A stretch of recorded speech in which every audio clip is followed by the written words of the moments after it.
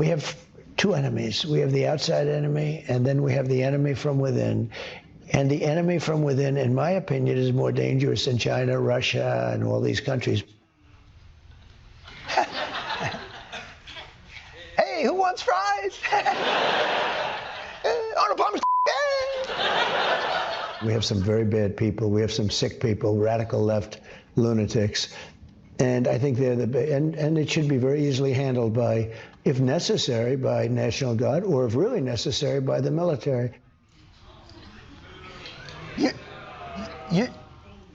You're not fun at all.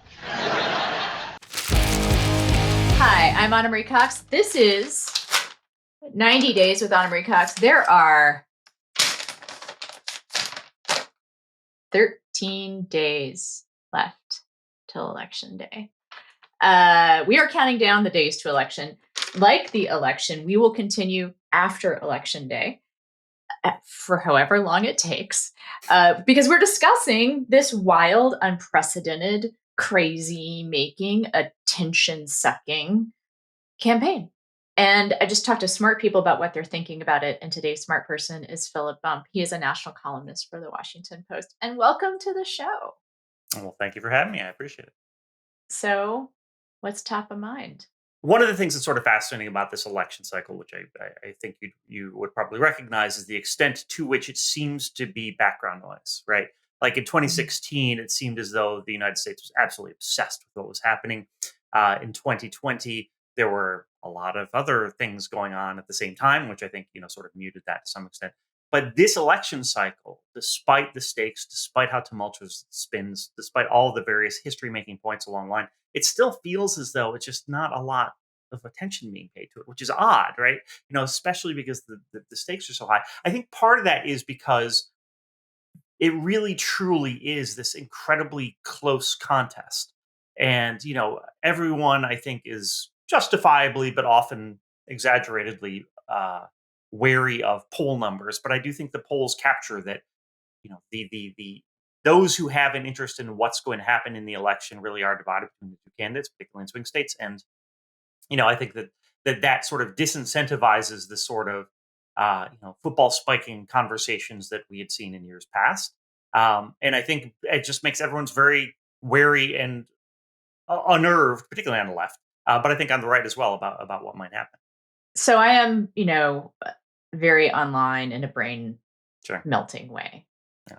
So for me, so say we all. The election's like front and fucking center. But it wasn't. And one of the reasons why this show started 90 days before the election is, prior to that, even as someone who's covered politics for most of my life and been obsessive about it for 10 years, as a child, Sure. When Biden was the top of the ticket, I had not voted in an election that didn't have a Clinton, a Biden, or a Trump on the ticket.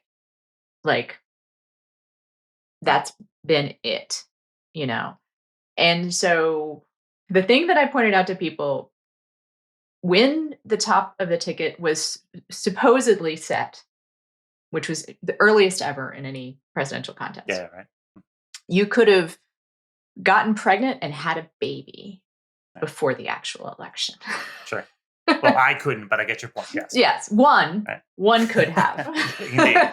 Those who can get pregnant could have gotten pregnant and had the child prior to the election. And so I think people were justifiably checked out, fatigued with those names, just having gone on this unprecedented amount of time. Then when Biden dropped out, I was able to get interested again. Personally, it felt like, oh, I care. It's not that I care more. It's that I guess sort of almost guiltily, it's more exciting, right? But yes, they're much to, I think, even the chagrin of journalists covering it. Oh, then nothing. Then it just turned into the same storylines. Yeah, I think part of it is that, look, the news industry is predicated on things being new. That's certainly true, right? And, you and I are me obviously very directly working for a newspaper, this is sort of my mandate. I do think you're right that the Biden-Trump matchup, everyone was extremely apathetic about, in part because it was a rehash, in part because no one really liked the candidates. Then Harris came along, and there was this surge in interest that was both positive and negative, right? I mean, from the positive standpoint, Democrats were excited that they didn't have to, try and drag Joe Biden's near corpse across the finish line, and they were excited that they had a younger candidate who could, actually go out and campaign and engage. But then the realities of the campaign set in, and it's just like, it is still a campaign that is heavily focused on Trump. Although I think it's fascinating. One of the recent poll results that I think is interesting is that Democrats are now more likely to say that their vote is predicated on their enthusiasm for Harris than it is opposition to Trump, which certainly wasn't the case for a lot of Biden time. But that also indicates a shift in how unenthusiastic people are, because now they actually are enthusiastic about the candidate they have. But it is still a race that is heavily centered around Donald Trump and what Donald Trump would do were he to win election again. And that's very dispiriting for a lot of people on the left, very exciting for a lot of people on the right, but exciting for people on the right in a way that's very familiar as well, both to them and the broader population. And so there's nothing novel there either. And so we're just sort of, this grind, even though this short cycle from July 21st to November 5th is an unusually short period of time to have someone be a presidential candidate. But even so, it's still like, 9 times longer than what they do in Britain, right? On whatever it was in May, the prime minister comes out and says, we're going to have an election. They have it on July 4th, and then that's it. And they're done. And it's just like, okay, good. I mean, just, can you imagine if the election started a month ago and we were a month into it? Like, it would be hard to be apathetic about it simply because it would be such a sprint. Actively don't want to think about that. Yeah, that's fair. You've asked me to imagine that, and it is so dispiriting as a thought exercise, because it would be so much better that I refuse. I refuse to engage. I mean, we're almost on 2 years that Donald Trump's been a candidate, right? Like, he announced in November 2022. It's insane. Yeah. And as great as I think it would be for the nation to not have to pay attention to an election for that long, one thing that we talk a fair amount about on this show is that voting is only a tiny part of being a citizen and only a tiny part of politics. And that this election in particular, I think, presents a kind of opportunity to get people to see that. Now, again, my brain is rotted. I have been obsessed with this for a long time and engaged in a project basically over my career to try and get people to understand that politics is always exciting, right? So I don't know, like, you're also obsessed, but I see your coverage, and it's not necessarily horse racy. It's very kind of like describing what is happening. So yeah, I mean, ideally, right? I mean, there's a horse racy element to it. I'm a numbers guy. Polls, I love polls, and so it's hard. I want to drill down on that a little bit, but sure, go ahead. I'm happy to. Right? Yeah. Yes, you're right. I mean, one of the things I think is interesting.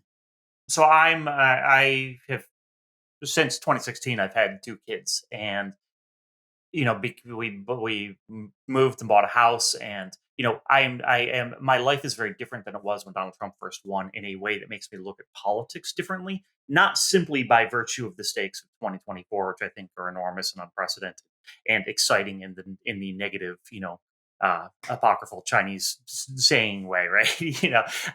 That it made me recognize more acutely, although I recognized in the abstract, obviously, because I'm not an idiot, but the way in which politics is really localized and indeterminative and demands attention and involvement, which I think a lot of people forsake just because it seems tedious, because you have to go to meetings in the middle of a Tuesday night, and it's a drag, and so on and so forth. And I get all that, and I'm not allowed to do that.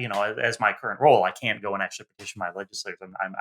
I'm asked not to do that for fairly obvious reasons. But there is both the big picture. What are we about as a society, nationally?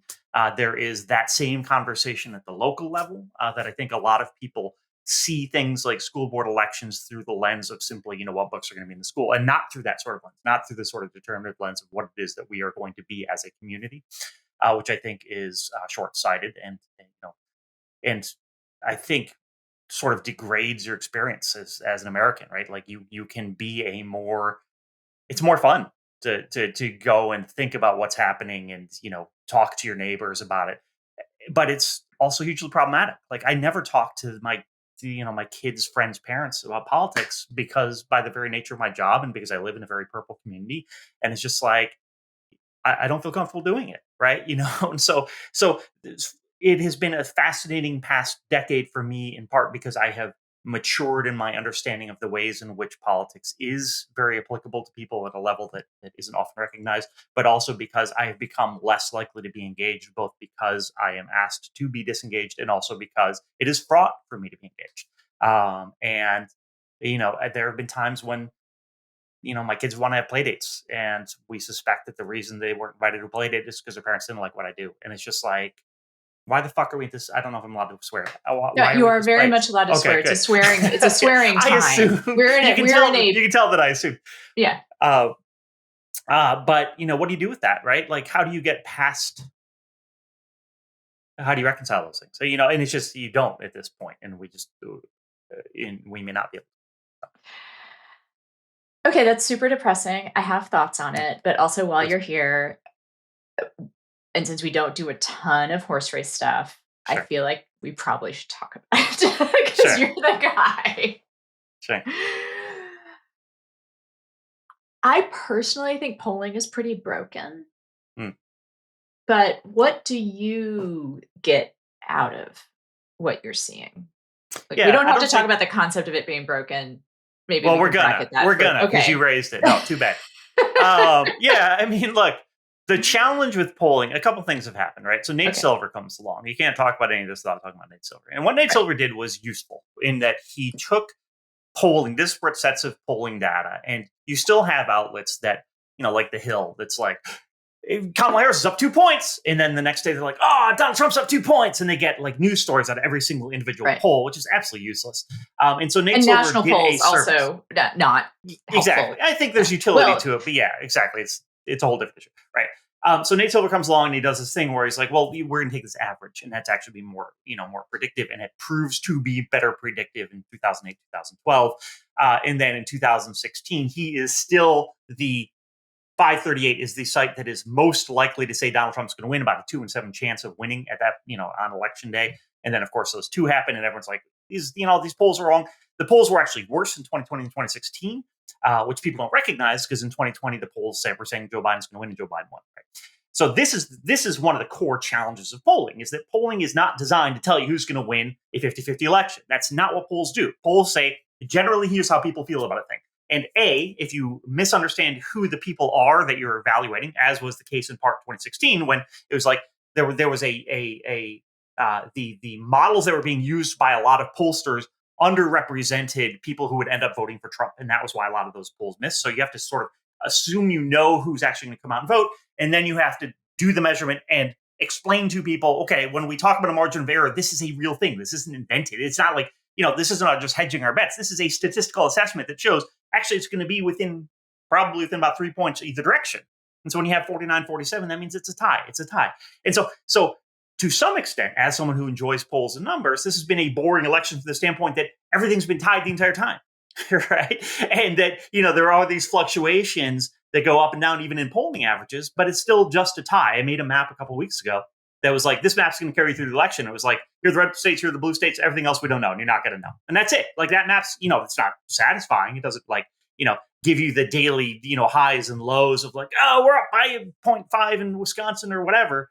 But it's accurate. And we just, we simply don't know what's going to happen. And then we also now, thanks to the post-2020 world, don't know what's going to happen in the days after the election either. Which, is a whole different level of tumult. So something about me that a lot of people don't know is that I did study statistics in college. And my very first job in journalism was actually poll analysis. Good. And it was a losing battle. I worked for a think tank very briefly, and my job was kind of to take polls and write for their blog, new thing at the time, Mm, about what was wrong with the poll. When you write about polls, mm, like what are you hoping to get across? Because sure. what I'm hearing from you right now is basically just there is nothing to get across besides how much we don't know. Well, when we're talking about the horse race, which is what this is Yes. predicated on, right? Yeah, when we look at other things, when we look at issues, I think you can have some useful insights, right? I mean, I Right. mentioned a little while ago, like how enthusiastic people were about Harris as opposed Yeah. to opposed Trump. I think that's useful. We see there's a very useful subset of data in one of the recent New York Times Siena College polls, which asked undecided voters, what is it you want more information on? And like, I don't know, it's like 10% of them were like, I need to hear more about Kamala Harris's policies. And that's Right. insightful because what that tells us is all this, brouhaha about, oh, we need Kamala Harris, the undecided voters want to hear their policies was obviously horseshit from the outset because undecided voters are the least engaged people in politics. The last thing they care about is policy details.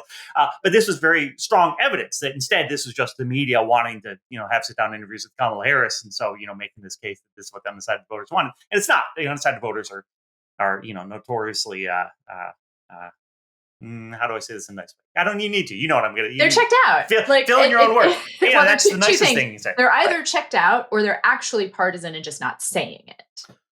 Yeah, that's correct. I think there's less of the latter than. But they have a historic pattern of voting, and that's predictive of which way they'll go. Yes, that's right. The number of people who are truly independent minded and sit down and are like, I'm deciding between these things is microcosmic. Absolutely, that's the case, right? Yeah, I had a debate with a guy, a couple of days ago where he's like, oh, 50% of the country is independent. And it's just like, well, no, man, it's just not. Like, they align with parties, and it's like, well, that's because they only have those choices. And it's like, well, do you think a kid who has always voted liberal, who's identifies as an independent, is all of a sudden going to vote for someone who's espouses how great policies because he's not a Republican? Like, that's just not how it works. And I think a lot of undecided voters. And also, there's only two teams, so if you may say I don't care. You may say, I don't like either team, but if you go into the ballot box, like you have a choice of like a third, okay, like sure. someone, or you can participate in the election. Well, but here's the other point about that. There's like 1,000 teams, right? There's like the Green Party and the Peace and Freedom Party and the Constitution, and the challenge is that none of them have a compelling thing. They obviously there are structural limits to who can actually be on the ballot, which the Democrats and Republicans are very assiduous about policing. Like that's certainly the case. But there are lots of parties. We don't need like when the Forward Party came out, Andrew Yang's thing. Like that was my response. Like people aren't looking for a third party. There's a goddamn billion third parties. Or here's what I would say. I mean, is that they're not looking for an independent third party. That's correct. They're looking for a third party, not a moderate third party. Right, they're looking for a party that more represents their more liberal or more conservative views. Yeah, right. Yes, overwhelmingly. And again, microcosm that's probably not the case for, which, maybe they're the Forward Party base. And that's why the Forward Party is, who's the Forward Party presidential candidate? No one knows. Right.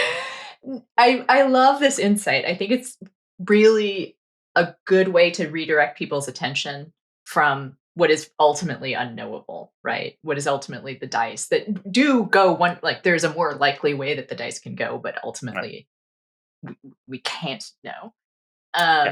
Especially, but I think it's also important to know everyone wants to know, right? Yeah. Like the media gets so much shit for like, oh, you're always covering, it's like everyone wants to know who's going to win the election. There's this huge demand for it. And so like, I get that you should not just do horse race polling. You should talk about what the candidates are, who they are, what they want to do. But at the same time, if you are really anti-horse race polling, you recognize that there are a lot of Americans out there who are very pro because they want to have a sense of what's right. But it's almost, well, okay. So I think the reason why people want horse race polling is because they actually have anxieties. They want to be soothed. 100%. Yep. I don't disagree at all. And what can be a project of mine, again, is to be like, there are other ways to address that anxiety besides putting your heart and soul into a certain person winning. Right. Sure. Like for me, it's like being active in my community and taking part in the election in as many ways that I can. Right. Like that is anxiety. And that's also, by the way, like the American Psychological Association, there's been an uptick. There's a thing that's election anxiety. And what they have counseled to tell people is try and find a way to be an active in that in that, and don't think of yourself as a passive person just consuming polls and looking for that to be the way that you soothe your anxiety. That is never going to work. Like because you will never get an answer. You'll never be able to just be told this is what's going to happen. Right. Yeah. So, and I know this is not something for you. This is not an option for you. Like, and I know that. Sounds neat. Right. I know that. Although part of me would say, like, to the extent that you could do things in your community, not necessarily politics. Sure. Like anything that gets you tied into your community is a way of soothing that anxiety. Right. Yeah. Well, I went to my kids. I took my kids to Cub Scouts last night. I'm doing what I can. I absolutely love it. But the other thing that I think is valuable, that it's not something that may soothe your anxiety, but that if we could get people to think differently about polling, would be to look at those other issues, right? That are more indicative, that can tell you more about how the election might go, if that's what you really want to know, right? It can tell you about the country we live in. Yeah. Which, that's true. Sorry. Like, for instance, can polling take into account the fact that we might be electing the first woman of color?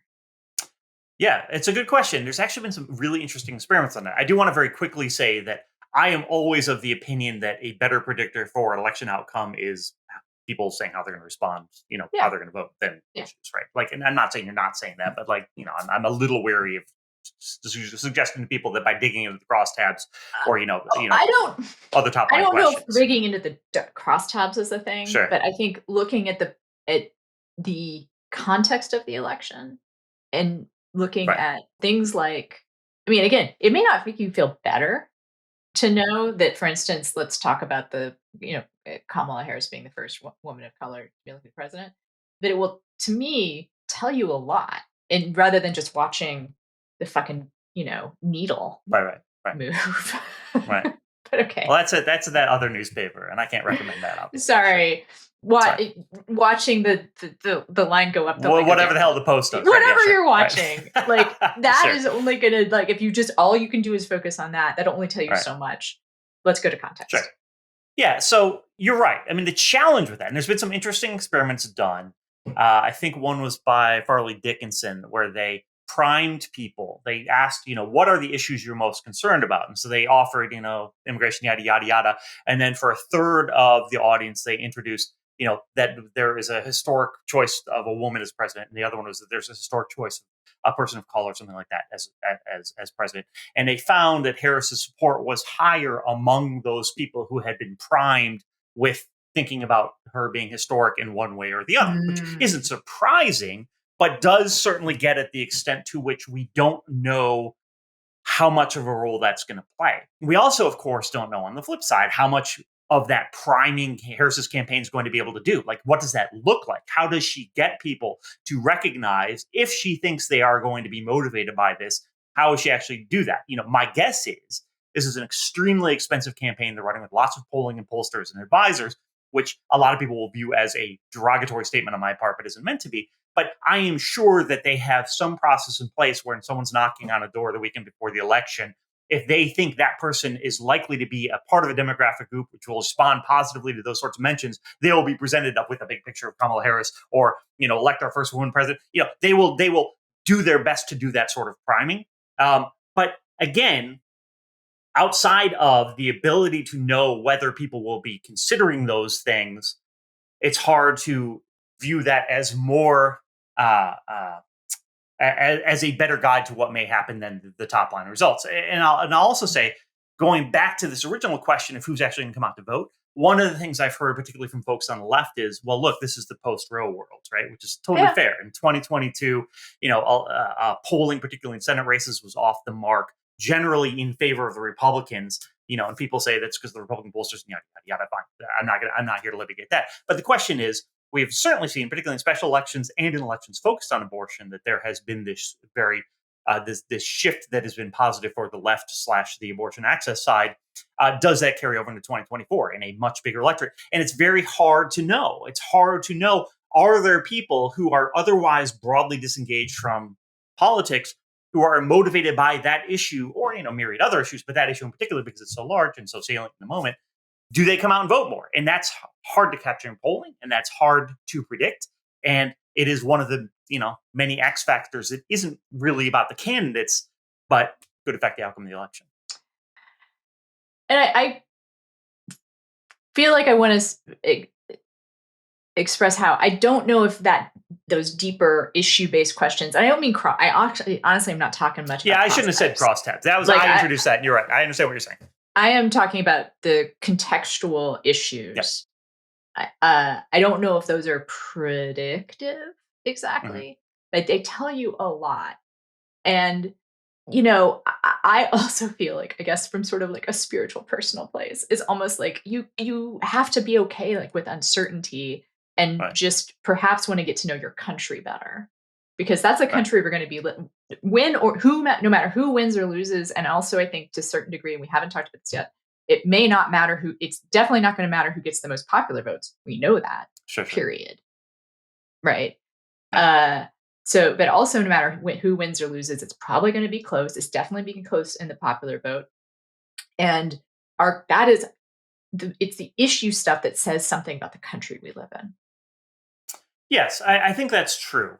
And that country is going to be the same. I guess what I meant to say is that country is going to be the same-ish, no matter who wins. Yeah, that's fair. That's fair. I mean, I do think, though, that one of the things we've seen in the past 4 years in particular, particularly since Donald Trump left office, although not exclusively, is that the salience of issues is very much downstream from actors like Donald Trump, right? And so, yes, I think that you're right. We can get a sense of what it is Americans believe. And I think one of the things that's underappreciated too, and I regret to say that Matt Iglesias actually wrote about this earlier this week, but that we people do under-recognize the thermostatic effect of someone being elected, right? Donald Trump wins, and all of a sudden, and this is the case in 2016, all of a sudden views on immigration moved to the left because people were responsive to Donald Trump and what Donald Trump was saying. So there certainly will be some of that, which changes that sort of, what you're saying to some extent.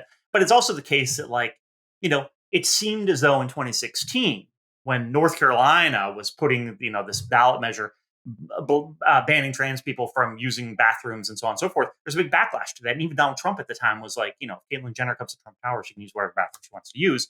But then this became a salient issue. In part, Donald Trump Jr. in 2018 was out there being like, oh, what about, women's sports and yada, yada, yada. And this has become an issue that's really been hammered on by the right. And as a result, a lot of Republicans, not on the left and not many independents, but view this as an issue that is important. But, that's sort of an extreme example of that effect. But even on immigration, right? Yes, there was a surge in people entering the country. There were real strains put on cities like New York, although those have been overstated to a significant extent. But immigration is now seen as this critical issue because it is very useful for Donald Trump in a way that I think is outsized. The polling suggests that it is this massive issue beyond the scale of what I think it actually is for people. And the same way, like crime is a much better example. I don't know why I use immigration instead of crime. Crime is a much better example. Crime is down by every objective measure. And yet the right in particular, because this has been hammered on by Fox News and Donald Trump for political purposes, think that it's this giant problem when it isn't. But that skews, if you're looking at how people view crime, you would look at this and be like, oh, a lot of Americans are really worried about crime, even though they ought not to be. But that's in part because of the drivers that are political. And I think that's also, if you drill down on that and ask them about how worried are they about crime, like in their neighborhood and stuff. Versus national. That's true. They're not, That's right.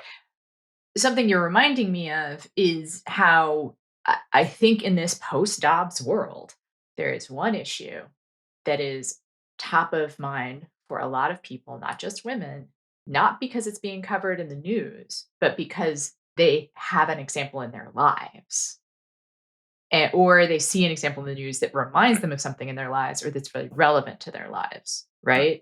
Like, I do think that we'll see, but it seems plausible to me that there is a segment of even Fox News watching women in the suburbs who see the shit about immigration, who see the shit about interest rates, who see the stuff that Fox News is hammering, but had an abortion. Because a third of women in America have had an abortion at some point in their lives. So just statistically, or they have a daughter a daughter's friend. Like I say this all the time on the show, but in my friend group, I know two women who've had to leave the state or Mm. order illegal abortion pills in order to have basic reproductive care in Texas. Yeah. Right. And it's a very small sample size, Sure. but it's actually demographically, it's actually white women too. Like Right. I have, people of color in my life, but also that hasn't been something that I felt comfortable. They might feel comfortable talking about it. So there might Mm. be even more people who just haven't said anything. So Yeah. Right. No, you're exactly right. And it's very difficult to measure, and particularly that issue is not something that it is easy to see how there'd be sort of a Bradley effect sort of thing where people may not want to, someone. Hi, I'm a pollster. Have you ever had an abortion? Like it's like, well, thanks for asking, right? Like I don't know if that's going to be the response. There's some suggestion that I've seen that this may be one of the reasons why uh, white women in particular are actually more favorable for Harris than they have been in past elections. What the that Time Siena poll that I referred to earlier was his. There's a lot of attention focused on Black and Hispanic voters in there who have shifted relative in that poll shifted relative to turnout in 2020, but white women went the other way, and what there are twice as many white women as there are uh, uh, Black voters, or at least there were in 2020. And so that sort of counterbalances and keeps things even to some extent. I think that I try and be cautious and not get outside of my lane here. This is obviously something that is different experientially for me, and that I can only sort of take from polling in a lot of ways. But I think that there is another issue where there is a similar question at play here, which is the issue of what we used to call threat to democracy, and I think we can now just call fascism, right? Like how many people are motivated by that? The Biden campaign, if you ask President Biden, they feel as though one of the late season shifts in 2022 that led them to overperform expectations that year, in addition to abortion access, was his speech in Philadelphia focused on the threat to democracy. And obviously, to some extent, it was the first midterm election after January 6th. It was an election that was sort of, despite that, only indirectly about the threat to democracy because Trump wasn't on a ballot. Does that have an effect? Are there those? I'm not going to say there's a lot of Liz Cheney Republicans who are going to come out and vote against Trump, although there may be. But are there people who are like, I understand that this is a different sort of choice that's being made this year, and who could then come and turn out, but who pollsters are missing as well, right? So this is sort of my way of addressing the issue that you're raising in the context of something I feel more comfortable in expressing expertise about.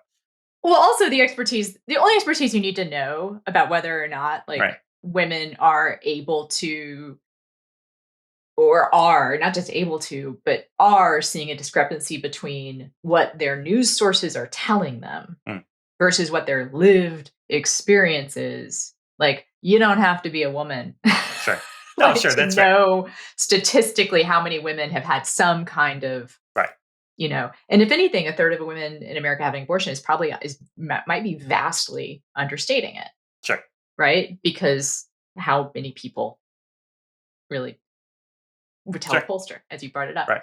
I'm Right. interested, of course, in how that democracy might be something that people also don't need a news outlet to tell them, or don't, or have it feel Hmm. urgent to Right. the degree that you're talking about, have it like overwhelm other interests. Right. Like, I Yeah. can't, that's where I feel like I don't know how it can't. I think one of the things we see is that younger voters have, in past polling, and I admit I haven't looked at this recently, but in past polling have been less concerned about this, which I mean, you and I are, I think, similar age and grew up at the tail end of the Cold War and have some appreciation for what that looks like in that dichotomy, right? I'm not, so which younger voters just don't like. They did not exist in that world. They didn't exist in a world where there was, presented, whether or not it was real, but presented this threat of autocracy and hostility to democracy that we all need to be wary of. Fallout shelters and all that horse shit. So I think that's part of it. But I think one of the things that's different, which you raised indirectly, and which I think is important, though, is that it's hard to. I think everyone understands what happened on January 6th. like, unless you are willfully choosing not to understand what happened on January 6th, you understand what happened on January 6th, and you understand how that was an almost predictable outcome of the months that preceded it of Donald Trump saying, no, this whole thing was stolen, which is why, I think everyone understands, 3 weeks from now after the election, this is going to be fraud, probably, right? Hopefully not to the same extent. But it is not the case, I think, that a lot of people understand how historically authoritarian regimes have been established and emerged outside of the context of historians and, by extension, the media explaining that, right? You don't just look at Donald Trump, and it's easy to look at Donald Trump and say, okay, I see how he's just, he just wants to deport people, and you without putting the pieces together of this is how it begins. This is how these people come to power, is by doing the things that he's doing. That's not, I think, an intuitive thing for people to understand.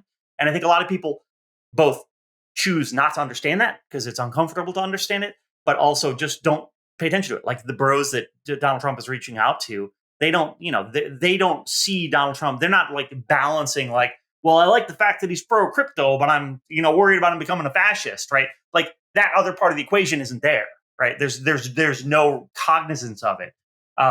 And so I think that part of the challenge, and honestly, I think part of the frustration that's expressed often on the left at the mainstream media is that still there are a lot of people who don't get that this is the path, that this is the process that leads to this, and feeling as though the media has not done a fair job of actually conveying that. But in part, that's just because it's hard to see how people get to that space of understanding what this process looks like outside of the lens of having it shown to them. And I think that is where the left has a lot of frustration with, I literally present company accepted. I will literally not talk about the post. You're welcome to it. It's fine. I mean, I'll defend it. In part because I don't want to litigate like your person. Like, let's talk about the New York Times. That's what I'm going to say. Okay, that's fine. I heard an interview with the editor of the New York Times, mm-hmm. where it was Stephen Inskeep on NPR, and he asked about Trump's threat to democracy and free speech. And the editor of the New York Times responded with the fact that they have a plan to put in place should Trump win, with lawyers, like arguments that they're going to make should Trump win and try to do some kind of crackdown on freedom of the press. And part of me was like, how come that's not on your front page? Right? Like, if you recognize that it's a threat to like your fundamental reason for existence, shouldn't that inform how you cover this election? And there's a part of me that's like, well, we can't, it's our own self-interest. No. Do you understand the frustration that comes there? And also like when Trump said enemies within, like,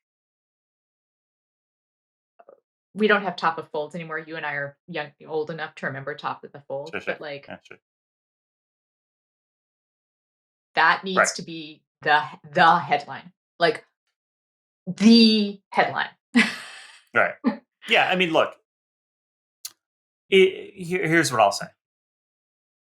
I think that going back to my prior point, I think there's a lot of frustration that there's an under recognition of what it is that Donald Trump hopes to do. And a lot of that is projected onto the media for the reasons that I just articulated. I also think that it is the case that the media does cover this stuff a lot, and that those articles emerge and then vanish in the way that articles do. And that from the standpoint of being someone who's covering these things, you can continue to present news developments through the lens of what's happening. And I think the media generally does a decent job of that. But part of what happens then is that as you're covering it through the lens of what's happening, and the Times had a piece about a rally Trump did in North Carolina, looking at his outreach to religious voters, which, I'm not sure if it's more than subtext that this is what the progression is that looks like. But, the response to that is going to be like looking at a lot of the rest of the article and saying, well, the rest of the article talks about what he said about blah, blah, blah. Well, yes, well, because it still is a news article, right? And so I think that there is a predilection often to see the media as being insufficiently focused on this thing that they are focused on while trying to do the rest of their jobs. And, this manifests in lots of really dumb ways, right? And I don't want to be rude in general, but like the fixation on, to use the example you just used, which I know you were just using as representative, and I'm not saying you're dumb or that this is, but like, no one pays attention to the front page of the newspaper. Like, I would much rather have a piece do well on the web than on the front page of the Washington Post, right? Like, no one reads it. Like, like, God bless. But, but all the time you see these screenshots of the front page, it's like, well, yeah, look, dude, but like 2 million people read it on the website, right? Like, it is just that there's an under-recognition. So I see someone raising their hand. Yes. Right. Please. And what I mean by that is actually to go back to what the language I use is like the story. I don't mean the headline and like, that's the headline. I meant like, that's the story. The story is a threat to democracy. And that is what you cover to me. And I know I'm asking kind of the impossible because like, he talks about Arnold Palmer's dick, and you got to cover that. Yeah, too. sure. Right, and that's not a threat to democracy thing, although it says a lot about patriarchy. Sure. But it's weird enough that, like, really, you gotta cover it. Sure. But to me, like, the thing that which is to say, so if his threat to democracy is the story, it doesn't have to be the headline all the time. It's like, this is how the mass deportations would happen. It would be the empowering of sheriffs. It would be the empowering of individual National Guard. This is what would happen. This is how it's happened in the past. If you go to freedom of choice, freedom of reproductive justice and control over bodily autonomy, you do a story about, okay, these are what happened in countries that have completely outlawed abortion, right? This is how it's happened. This is what it's looked like. You tell a story about Romania, right? Like you talk about what has happened to female populations and also how that gets kind of expanded when you criminalize abortion. Like, you can just throw it in jail, like, to me, like, that's what I mean by it's the headline. It's the story is the education you're talking about, which to me, like, you seem to express a little bit of frustration about how hard it is to communicate to people. But I mean, I get it. Like, I kind of get this is just the world we live in. Yeah, I mean, but look, you know how this works, right? Yeah. But the things that you've articulated, I've seen stories on, right? Yeah. And maybe they would have had more electoral effect closer to the election. I mean, part of it is, Donald Trump started talking about these mass deportations long enough ago that I've written stories about the mass deportation. I wrote it back in May. Do I need to revive it now? Potentially, to have people understand what the scope of that looks like. But, Wait, Philip, if I could be your side editor for just a second. Sure. There are opportunities to bring that up. Yeah, sure. Yeah, no, of course. Right. Yeah. I mean, if you look, I can only control myself. Right? I can't control myself. I can't control the Washington And you have Post. an assignment editor and you have a job to do. Yeah, I did want to say that I would have had you on, by the way, if I didn't see you covering some of this stuff. Like, one of the things I really respect about you is that I do think you kind of are like, okay, these are the polls. Like, I can interpret those for you. I can tell what's right and wrong in here. But I do see you covering issues also, and like putting things through the lens of this is what this means when this guy says this. Right. And I try to. I wish there were more of you. Oh, no, that's kind of you to say. I appreciate it. But even so, my point is in part that, I mean, I write a lot, right? Like, I have a lot to say, and I write a lot of stuff, and there is a body of material that I have produced over the course of the past 10 years. I've been at the Post, but particularly over the past several, that I point to regularly, right? In my pieces, when I am making these points, I will make them and not dive into the details because I'll point back to something I've written, right? It's the internet. No one understands this better than you, right? This is what you do. You link back, right? And so, this is how I do it. It is sort of the way in which I approach this is as sort of the leading edge of the wave. Here's what's happening, and then here's all the stuff that sits behind it, right? And sometimes that's not explicit, and it'll be a link. It'll be a link that is just sort of cursory. Yeah. And I think that generally speaking, I think that is how the entire industry works a lot of the time. That it is, these things have happened, and I'm happy to point you to them. And often the linking isn't very good, but there's a reference to them instead of having to reintroduce the entire curriculum, if you will, going all the way back. There have been times when I've reintroduced the curriculum. I did a piece 2 months ago, and it was like, oh, you're a first time voter. Here's all the shit that happened when Trump was running for president and as president, right? Because I think that's useful. Yeah. And there's this articulation. But as a general rule, I don't then relitigate, why there's no voter fraud. I'm just like, there's no voter fraud, and here's a link to it. And I think that too tends to make it seem as though you're downplaying stuff. Yeah, and I want to be very clear that you are not personally responsible for this.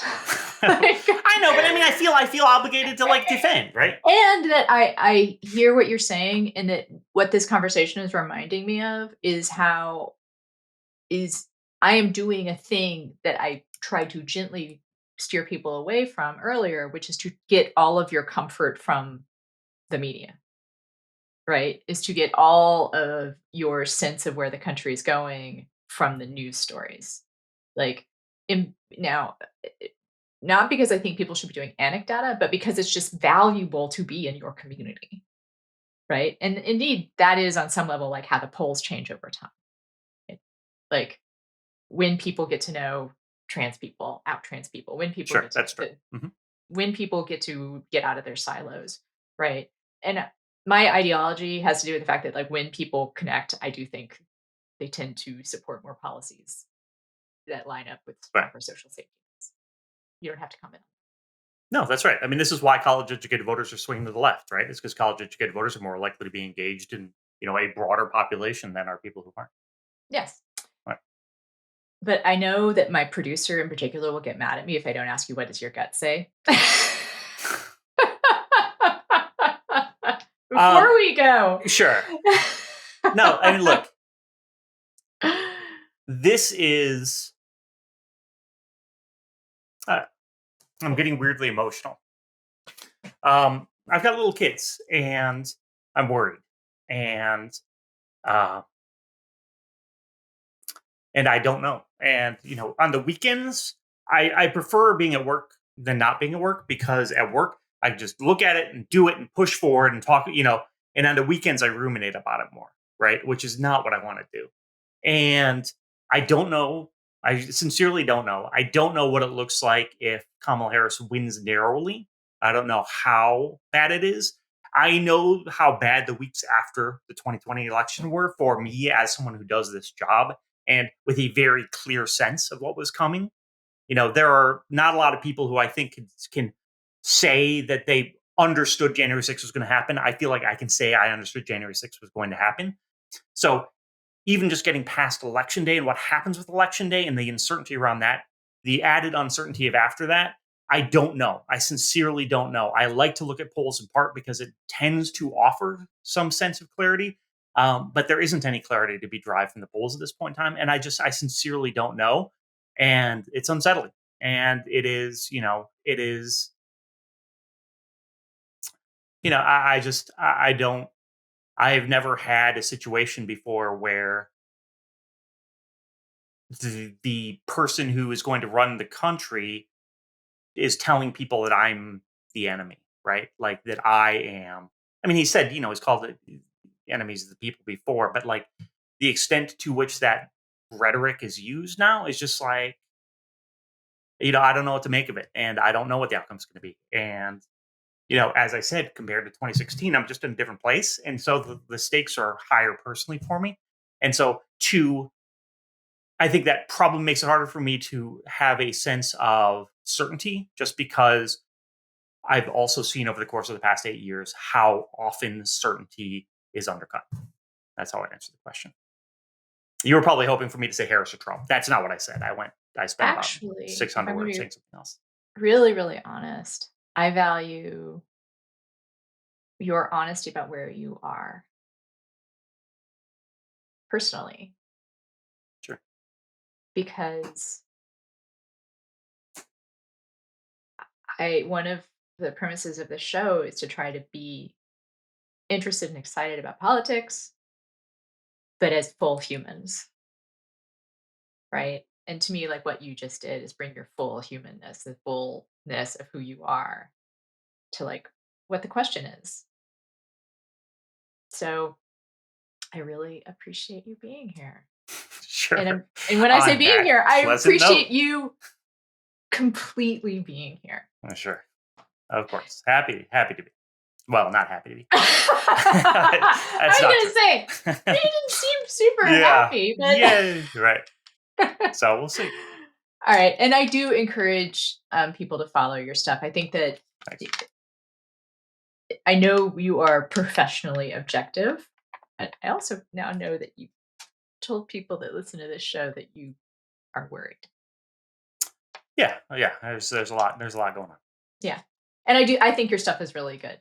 And people can read it at the Washington Post because you're a national columnist at Washington Post. You are Philip That's Bump. correct. This is 90 Days with Ana Marie Cox. I cheated and showed you, but I'm going to remind everybody 13 days to the election. Early voting is, you would maybe know, I think it's almost everywhere right now. New York's got a couple. That's where I live, New York, and it's got Texas couple days, started now started early voting, and I think there you go. We're one of the latest. So vote early, vote early, vote early. Even if your state seems like a safe state, let's run up that popular vote. Let's make it really resounding. I think that would help. I don't know for sure, but I think that would help in whatever arguments are to come after that. If you're watching this show on YouTube, you should know that it's also a podcast. If you are listening to it, know that it's also a YouTube channel and you get to see my cool sci-fi stuff in the background, and you would get to see Philip Bump's tiny headphones, like just It's unfair. microscopic headphones. It's unfair. I have a big head, and so I didn't want to wear these headphones because they look so small. They look like little tiny earmuffs. I need to get some just like giant, oversized, like those fake giant baseball caps they have. I need that. Except yeah, I do too. Please rate and review wherever it is you get your podcasts, and thank you so much. But Arnold Palmer was all man, and I say that in all due respect to women, and I love women. But this is a guy that was all man. This man was strong and tough. And I refuse to say it, but when he took showers with the other pros, they came out of there, they said, oh my God.